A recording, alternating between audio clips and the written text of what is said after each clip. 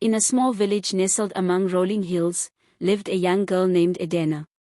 Her mother had passed away, and her father, a kind but often absent trader, had remarried a woman named Chiamika. From the very first day, Chiamika's heart was cold towards Edena. While her own children feasted on rich stews and pounded yam, Edena was given only leftover scraps, barely enough to quiet the rumbling in her stomach. Her days were filled with endless chores. Before the sun even painted the sky, she was up, fetching water from the distant river, her small feet struggling on the rocky path. She would scrub the floors until her knees were raw and wash heaps of clothes until her fingers were wrinkled and sore. One afternoon, as Edena was sweeping the compound, her half-siblings were playing a game with shiny, colorful beads. Accidentally, one of them kicked the small bowl, scattering the beads into the dusty yard. Chiamika rushed out, her eyes blazing with fury. Without asking what happened, she immediately blamed Edena. She grabbed a thin, whippy stick and struck Edena across her back, ignoring her cries and pleas of innocence. That night, as tears silently streamed down Edena's face, she looked up at the moon and whispered a prayer to her mother, asking for strength. She missed the warmth of her mother's embrace and the sweet lullabies she used to sing. The next morning, Chiamika gave Edena a basket with a large hole at the bottom.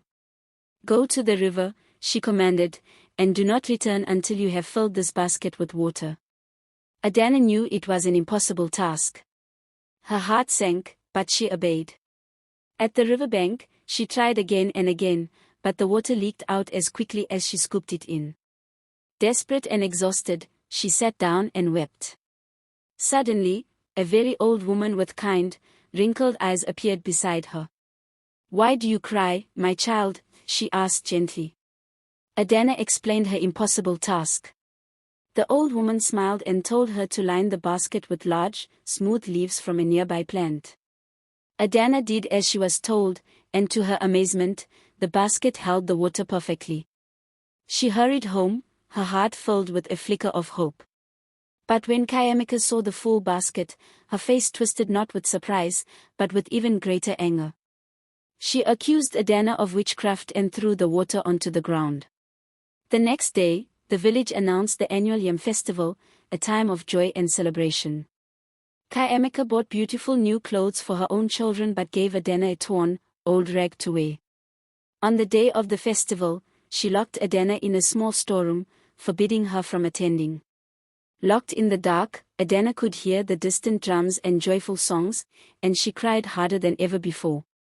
Just then, the little window of the storeroom glowed brightly, and the kind old woman from the river appeared again. With a gentle touch, she transformed Edena's rags into a stunning, vibrant gown made of the finest cloth. She adorned her with beautiful coral beads and said, "Go, my child. Enjoy the festival. But you must leave before the final drumbeat." Edena, looking like a princess, slipped out and went to the village square. Everyone stared at her, mesmerized by her beauty and grace. Even her own family didn't recognize her. The chief's son was captivated and asked her to dance. They danced joyfully, and for a few hours, Edena forgot all her sorrow. As the final drumbeats began to sound, Edena remembered the old woman's warning. She quickly said goodbye and ran from the square, accidentally dropping one of her elegant, beaded slippers. The next day, the chief's son, determined to find the beautiful girl, went from house to house with the slipper. When he arrived at Edena's home, Chiamika pushed her own daughters forward, but the slipper was too small for them. Just as the prince was about to leave, Edena's father, who had just returned from a long journey, asked, "What about my other daughter, Edena?" Chiamika tried to protest, but her husband insisted. Edena was brought out, and when she shyly put her foot forward, the slipper fit perfectly. At that moment, the entire story of the stepmother's cruelty came to light. The villagers were shocked and ashamed of how Edena had been treated under their noses. The chief's son, seeing her gentle and resilient spirit, asked for her hand in marriage. Chiamika was banished from the village for her wickedness, learning that cruelty never goes unpunished. Edena, now a beloved princess, never forgot her difficult past. She ruled with kindness and compassion, ensuring that every child in the kingdom was treated with love and care. Her story became a lesson for all, that no matter how dark the night, the sun will always rise, and a kind heart will always find its way to happiness. Thank you for watching. Don't forget to like and subscribe for more stories.